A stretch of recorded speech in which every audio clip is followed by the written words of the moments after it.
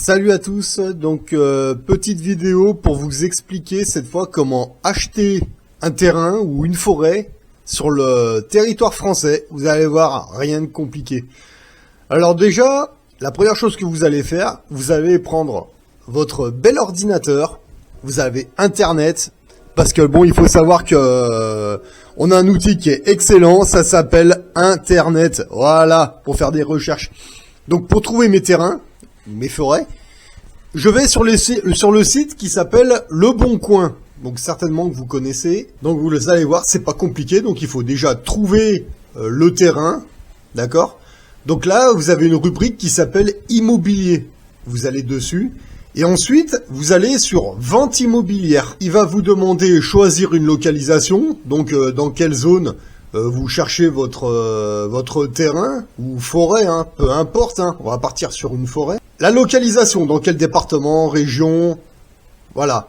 Et après, il va vous demander type de bien. Et là, il y a plusieurs choix possibles. Maison, appartement, terrain, parking, autres, voilà. Donc là, ce qui nous intéresse, bah, comme vous voulez acheter une forêt, eh ben, qu'est-ce qu'on va sélectionner? On va sélectionner tout simplement terrain, voilà. Ensuite, il y a une case en dessous, c'est marqué quel prix vous voulez mettre. Donc, vous avez un minimum, un maximum. Donc, le mieux, c'est de mettre minimum 1000 €, parce que si vous mettez des petites sommes à la con, bah, vous allez tomber sur les annonces de gens qui cherchent un terrain, ou que, voilà, bon. Et là, ils veulent pas s'emmerder, hein. Ils disent, ah, moi, je cherche, venez me chercher, enfin. Bon, il y a des branleurs de partout, même sur ce genre de site, mais bon, c'est pas grave. Donc, vous mettez minimum 1000 €, maximum 5000 €, voilà. On arrive à trouver des terrains, des forêts, 4000, 3500, mais bon, entre 1000 € et 5000 €, et puis vous faites défiler, hein, et puis vous verrez ce que vous trouverez. Tout dépend de votre budget, évidemment. Et là, alors là, on va dire que vous avez réussi à trouver un terrain qui a pas l'air d'être trop mal. Une belle forêt, voilà. Donc là, vous allez prendre votre beau téléphone, parce que sur les annonces, il y a forcément soit l'adresse mail, soit le numéro de téléphone du vendeur, d'accord? Donc s'il y a le numéro de téléphone, bah vous lui téléphonez directement. Bon, des fois il y a juste l'adresse mail, mais bon, c'est pareil. Et vous essayez de demander un maximum de choses au vendeur. Des photos, la localisation en général elle y est, un maximum de renseignements, voilà. Bon, si vous êtes à 50 km, 100 km, bon, le mieux c'est de demander un maximum d'informations, un maximum de photos au vendeur. Voilà, mais en général, si vous êtes intéressé, bon, il va vous envoyer tout ça, hein, évidemment. Donc là, on va parler en cadastre, en parcelle. C'est quoi une parcelle? Alors, du coup, en fait, quand vous achetez un terrain, une forêt, peu importe, hein, c'est toujours découpé en parcelles. Voilà, on dit une parcelle forestière, d'accord? Alors, des parcelles, vous en avez en toutes sortes, hein. Vous en avez qui sont en forme de carré, d'autres en forme de triangle, ça dépend où vous êtes et comment c'est découpé. Bah, c'est le terrain que vous achetez, voilà. Ben, il faut pas se fier aux cartes, hein. Des fois, on va vous envoyer une carte, vous allez regarder, vous allez dire, putain, mais c'est tout petit par rapport aux autres. Ouais, mais après, il faut regarder la dimension, hein. Ça peut être 5000 m², 10 000 m². 5000 m² pour une forêt, pour un terrain, c'est assez grand, hein. Ça, vous vous en rendrez compte, quand vous irez visiter, évidemment, hein. Mais bon, voilà. Demandez déjà un maximum d'informations au vendeur. Ensuite, avec Internet, vous essayez de vous renseigner sur le patelin, ou la mairie, où votre forêt se situe, et vous essayez de regarder, vous essayez de voir s'il y aurait des ONF dans le coin. Bon, en général, c'est plutôt la gendarmerie, mais bon, je parle dans des zones forestières où il y a des zones qui sont un peu plus ou moins protégées, des fois vous pouvez voir qu'il y a des brigades d'ONF, donc à la limite, une fois que vous avez appelé le vendeur, et puis que ça a l'air de correspondre à votre recherche, vous pouvez aussi appeler les ONF et leur demander quelques renseignements sur sur l'environnement, la nature, les risques. Bon, quand vous êtes en haute montagne, dans les zones où moi je cherche, bon, il y a peu de risques, d'accord? Mais si vous cherchez, notamment, je sais, c'est sur la Côte d'Azur, dans le Midi, bon, il y a les risques d'incendie à certains endroits. Bon, vous essayez de leur poser la question, eux, ils connaissent, il n'y a pas de problème. Et après, c'est vous qui faites votre choix. Alors, une fois que vous avez tous les renseignements que vous voulez, que le terrain vous intéresse, donc là, vous recontactez le vendeur, et vous lui dites, bah voilà, votre terrain m'intéresse, je peux me déplacer, il n'y a aucun problème. Donc là, vous allez prendre un rendez-vous pour aller visiter le terrain. Bah ouais, Vous allez pas acheter un terrain sans aller voir déjà si le terrain il vous correspond. Hein. Bah oui, parce qu'en fait il y a plusieurs sortes de forêts. Hein. Vous avez des sapins, vous avez des forêts de bouleaux, vous avez plusieurs types de forêts sur le territoire français. Ça dépend des régions. Donc normalement vous avez demandé au propriétaire c'est quoi comme arbre, c'est quoi comme environnement, comme végétation. Voilà. Bon, il vous a répondu en gros, mais bon de toute façon il va falloir aller voir. Donc vous allez prendre un rendez-vous. Donc quand c'est des professionnels qui vendent ça, ça peut arriver. Bon, bah là, ça va être un jour dans la semaine. Bon, c'est pas génial avec le boulot, mais en général, c'est plutôt des particuliers. Alors, bon, l'avantage du particulier, c'est qu'on peut faire les visites le week-end.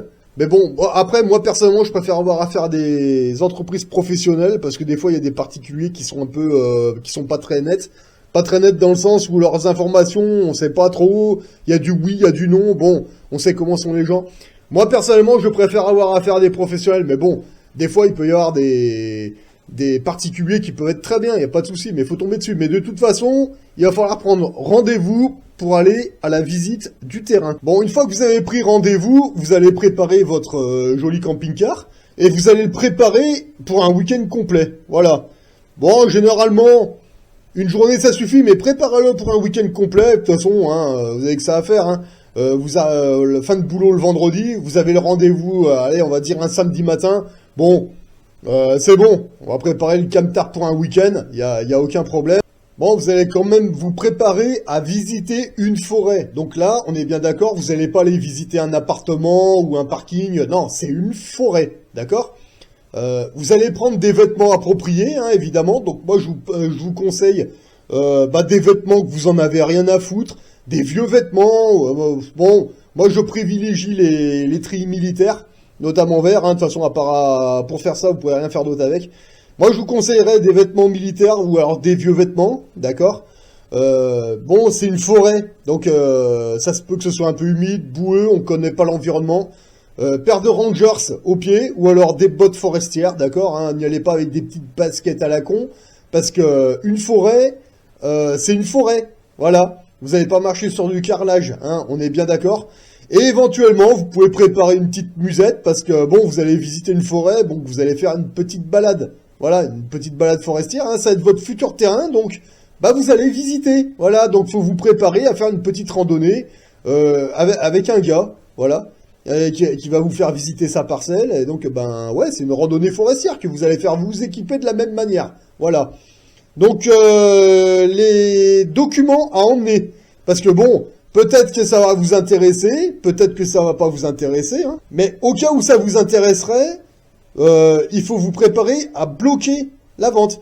Donc, ce que vous allez faire, vous allez prendre votre passeport, ou alors votre carte d'identité, hein, peu importe, et vous allez prendre les coordonnées de votre maître notaire. Parce qu'à savoir que le vendeur, il a son notaire, vous avez peut-être le vôtre.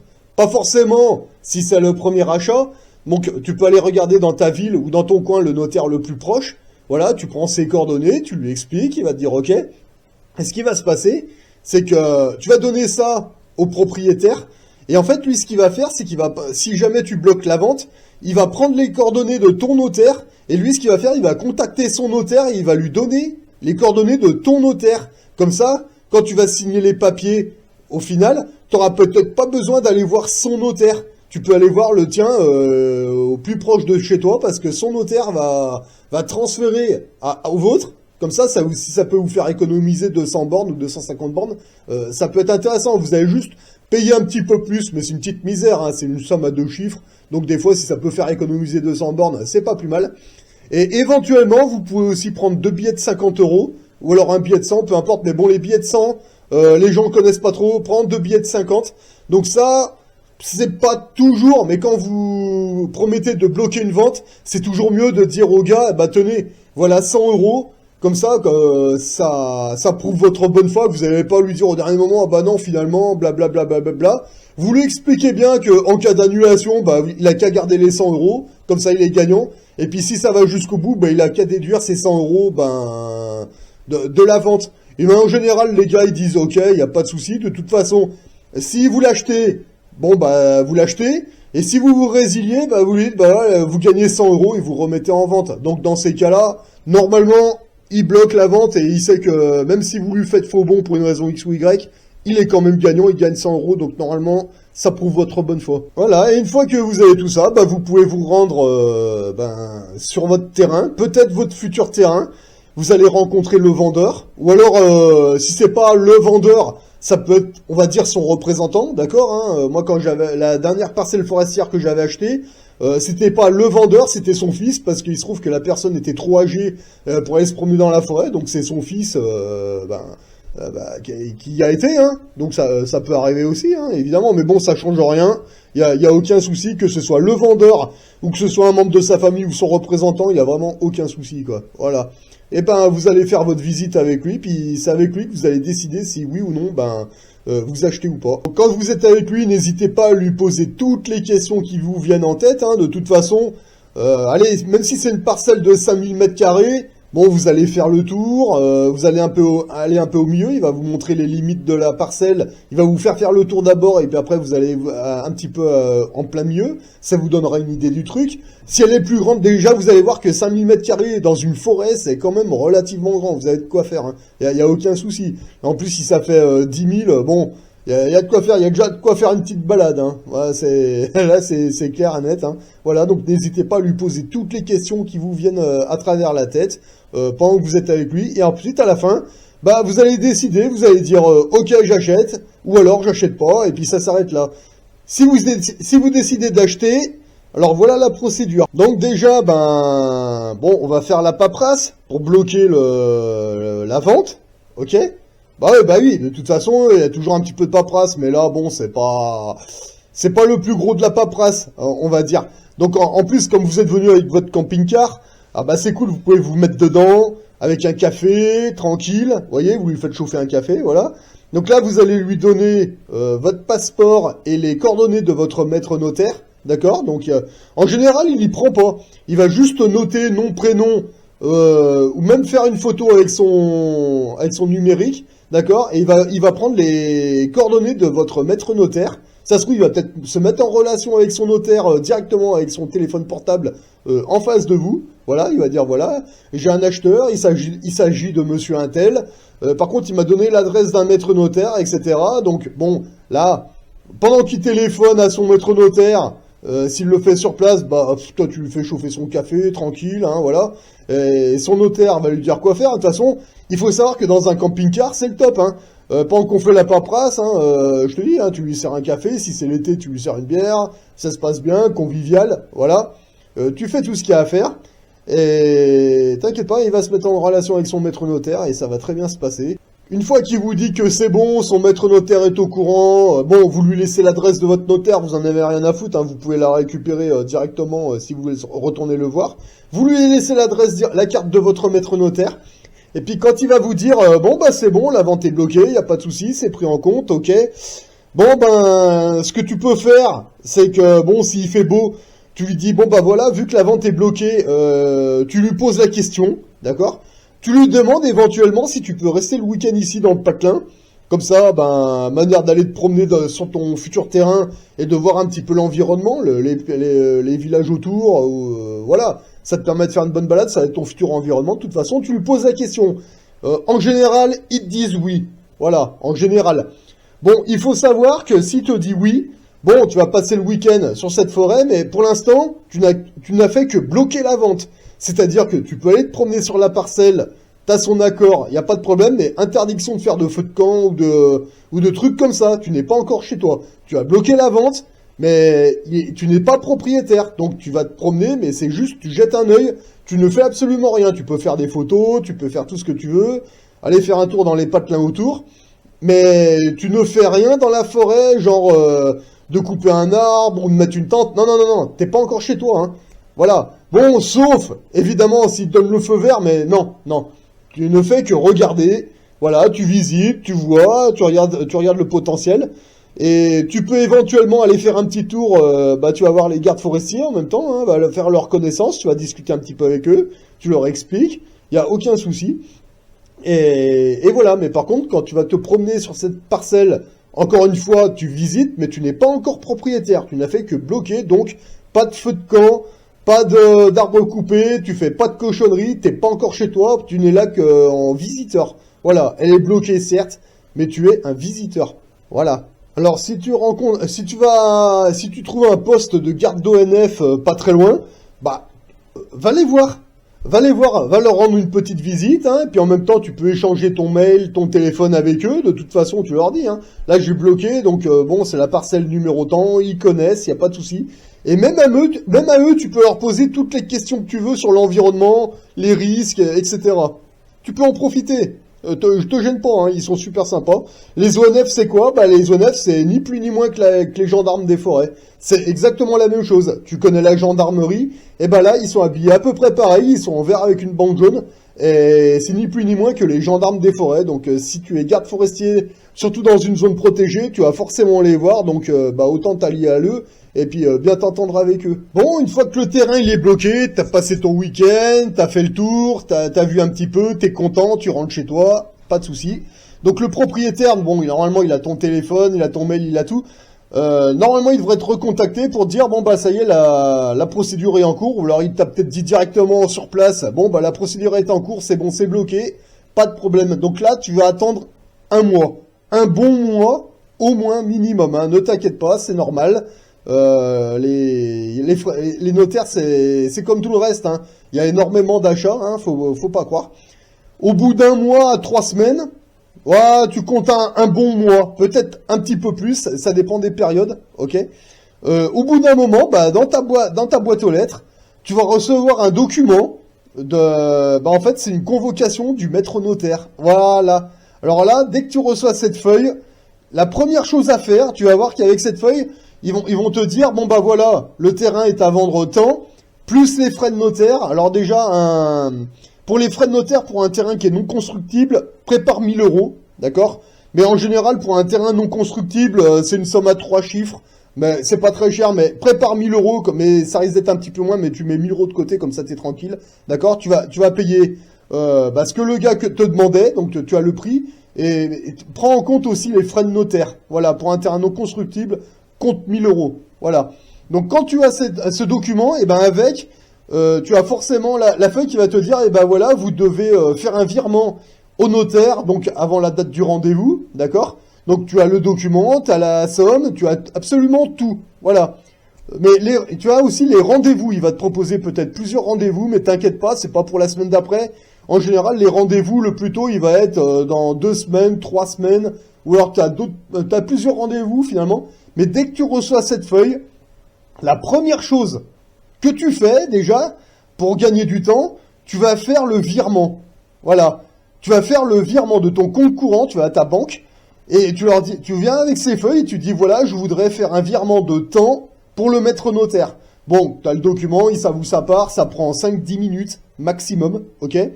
Et une fois que ça va être fait, la banque, ils vont te dire, bon bah voilà, ça y est, la procédure est faite, donc ils vont te donner le document, mais ils vont te dire, par contre, le notaire, le virement, il devrait être fait entre 24 heures et 48 heures, ça dépend des banques. Mais bon, toi, t'en as rien à foutre parce que tu t'y es pris à l'avance. Allez, on va dire que le rendez-vous, c'est dans 3 semaines, 1 mois.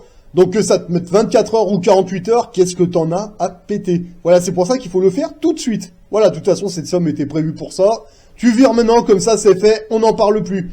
Ensuite, le lendemain, ce que tu fais, bah, tu vas aller voir ton patron ou ton client, peu importe. Je sais pas si que tu sois en CDI, CDD ou alors comme moi en intérim.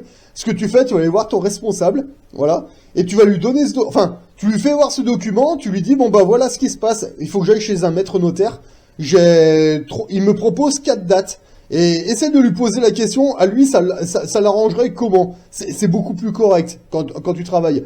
Donc forcément, évidemment, on est bien d'accord que s'il y a une date, si tu travailles comme moi, c'est-à-dire une semaine le matin et une semaine l'après-midi, s'il y a une date qui tombe, allez, on va dire, à 3 heures de l'après-midi, et il se trouve que cette semaine-là, bah, t'es du matin, bon, bah, t'as pas besoin de voir ton boss, y a pas de souci, mais par contre, si tu travailles en horaire de journée, bon, il va falloir que tu grilles une journée de boulot, bon, bah, là, tu vas voir ton boss, tu lui expliques, de toute façon, avec un document comme ça, normalement, ils ont pas à te pénaliser, ils comprennent, ils sont pas bêtes. Ah, au contraire, hein, il va te dire, putain, mais c'est classe, tu vas chez le notaire, et tout, ah ouais. Donc ton chef, il va regarder les 3 rendez-vous, Si tu t'y prends bien à l'avance, normalement il va te dire, bah écoute, cette date-là, ça m'arrange pas, mais plutôt là, on aura peut-être moins besoin de toi, ça nous dérange pas, tu vois. Prends-toi-y bien à l'avance avec tout le monde, comme ça, ben, tu prends personne de court. Voilà, c'est beaucoup plus correct de faire comme ça. Alors une fois que toi, à ton niveau, tu vois une date, tu t'es mis d'accord avec ton boss, y a pas de souci, donc là c'est sûr à 100%, ok? Là tu vas prendre ton beau téléphone, tu vas contacter le maître notaire, qui t'a donné le rendez-vous, et tu vas lui demander, voilà, vous m'avez donné un choix, donc à telle date, à telle heure, je suis disponible. Il va te dire, ok, pas de problème. Si tu lui donnes cette réponse, allez, on va dire 3-4 jours plus tard, voilà, tu peux lui demander une confirmation, tu peux lui demander, est-ce que vous avez reçu le virement, est-ce que vous pouvez me confirmer? Elle va pas te le confirmer au téléphone, mais par contre, elle va te demander ton adresse mail, et tu devrais recevoir une réponse dans les 24 heures. Ils vont te dire, bon bah c'est bon, le virement est effectué, il n'y a pas de souci, on vous attend, telle date à telle heure. Tu dis ok. Si jamais il y avait un imprévu, ça peut arriver, tu recontactes le notaire pour lui dire, bon bah voilà, telle date, telle heure, finalement il y a un imprévu, est-ce qu'on peut prendre un rendez-vous un autre jour? Le notaire il va dire ok, il n'y a pas de souci, tu vois avec lui, etc. Normal, aucun souci. Et une fois que le jour est là, donc il faut que tu ailles au notaire, donc tu t'habilles correctement, voilà. Ouais, c'est toujours mieux de s'habiller correctement. Enfin, si tu vas chez un notaire dans une autre région, tu t'en fous un petit peu, mais enfin... Mais le truc, c'est que quand tu vas chez un maître notaire dans ta ville, qui te sert de ton notaire intermédiaire et que tu risques de le voir souvent, c'est mieux d'y aller habillé correctement. Tu sais, c'est un petit peu comme dans l'armée. Tu sais, t'as ta tenue normale, de tous les jours, et t'as une tenue de sortie pour les trucs un peu particuliers. Et ben dans le civil c'est pareil, tu te prévois une tenue pour aller au notaire, hein, tout simplement, voilà. Hein. Surtout si tu vas souvent chez le même, c'est toujours mieux de donner une bonne apparence, voilà.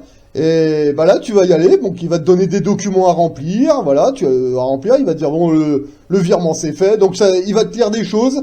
Donc de toute façon t'inquiète pas, il va te donner des doubles, tu pourras tout relire, il y a aucun souci. Puis à un moment il va te dire bah voilà vous signez ça. Donc si c'est ton notaire intermédiaire, c'est possible que tu sois tout seul. Si tu vas chez le maître notaire du vendeur, si c'est pas très loin de toi, bah il sera peut-être avec toi ou pas, ça dépend. Des fois on est deux, des fois on est un, ça dépend. Mais bon, si t'es tout seul, c'est pas grave. Voilà. Donc il va te donner des papiers à signer. Donc là tu signes tout, voilà. Puis une fois que les documents sont tous signés, eh ben le maître notaire, il va te dire, eh bien, bah félicitations. Voilà, à partir de, en fait, il va te lire un truc. Et il va te dire, ben voilà, il va te dire, ben monsieur, ton nom juridique, etc. Ben voilà, vous êtes, à partir de maintenant, il va te dire telle date, telle heure que tu as signé. Et ben tu es maintenant le propriétaire de la parcelle numéro tant. Et voilà. Donc à partir de ce moment-là, eh ben félicitations, les papiers sont faits, tout est ok, etc. Pas d'objection. Et ben voilà, maintenant tu prends le commandement, tu es actuellement le propriétaire de la parcelle forestière numéro tant. Et à partir du moment où c'est signé que le notaire t'a remis les documents, eh ben c'est officiel, ça y est, tu peux faire péter le champagne. Tu viens de recevoir tes premiers galons, tu es le commandant de la parcelle forestière numéro tant. Super investissement, voilà, c'est ta forêt, c'est toi le patron, c'est toi le boss. Félicitations, voilà.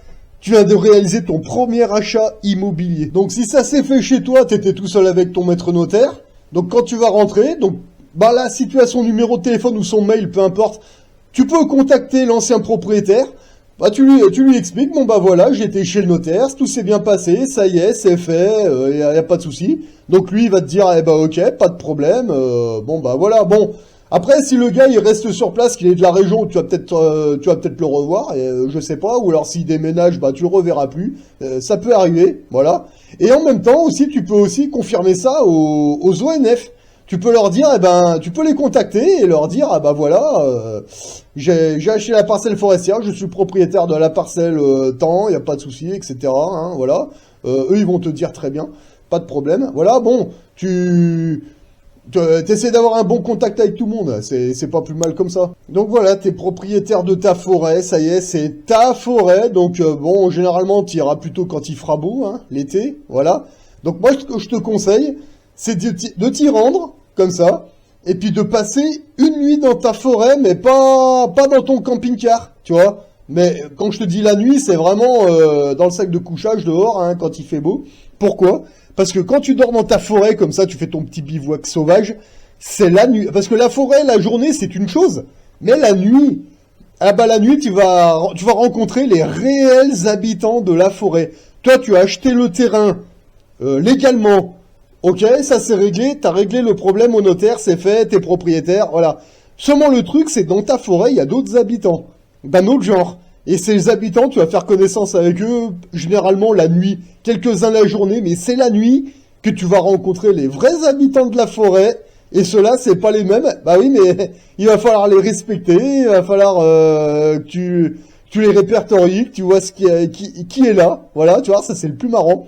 Ça se fait plutôt la nuit. La première nuit que tu vas passer dans ta forêt, tu vas voir, ça fait bizarre.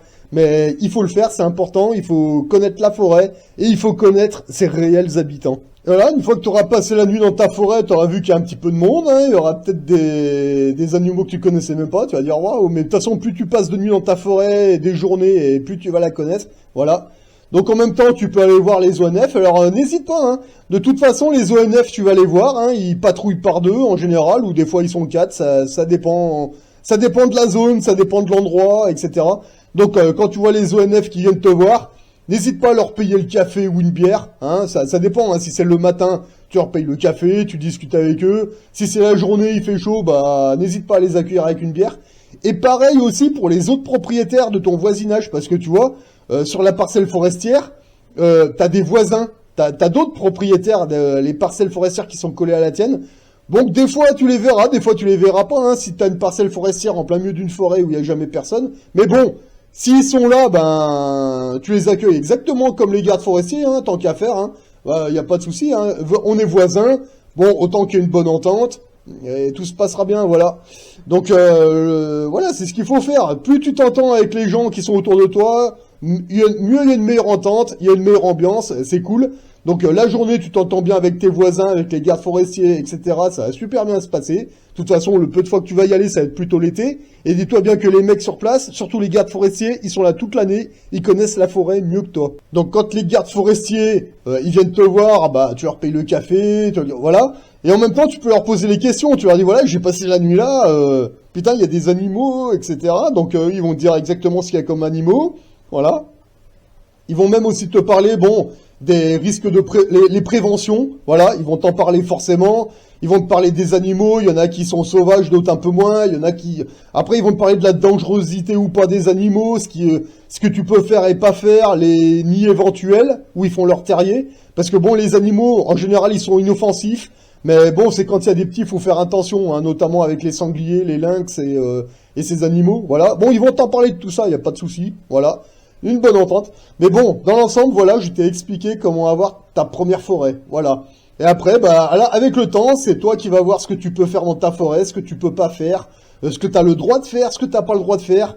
Et voilà. Mais bon, y a pas de souci, voilà. Et ça, ce sera ton premier investissement immobilier. Alors, à savoir que l'avantage d'une forêt, ben, c'est que tu peux faire plein de choses, surtout avec un camping-car. Hein. Tu peux y aller avec ta tante l'été, tu peux y aller avec tes copains, tu fais un feu de camp avec tes copains, tu construis des cabanes, il n'y a aucun problème. Tant que tu fous pas trop de bordel, que tu pollues pas, en général, s'il y a une bonne entente avec les gardes forestiers et ton voisinage, il n'y aura aucun souci, tu vas passer des bonnes soirées. Et voilà. Une forêt, c'est vraiment le top. Voilà. Voilà, en espérant que je vous ai donné de bonnes idées, que je vous ai donné de bonnes informations, n'hésitez pas si vous avez des questions, vous me les mettez, vous me les mettez en commentaire et puis quand j'ai un moment, je répondrai. Hein, voilà. Si je réponds pas tout de suite, c'est pas grave. Hein, laissez-moi du temps parce que moi je travaille aussi, j'ai une vie à côté, donc je suis pas toujours sur Internet. Voilà. Mais n'hésitez pas si vous avez des questions. Allez sur ce. Moi, je vous souhaite de bons investissements à tous et à une prochaine.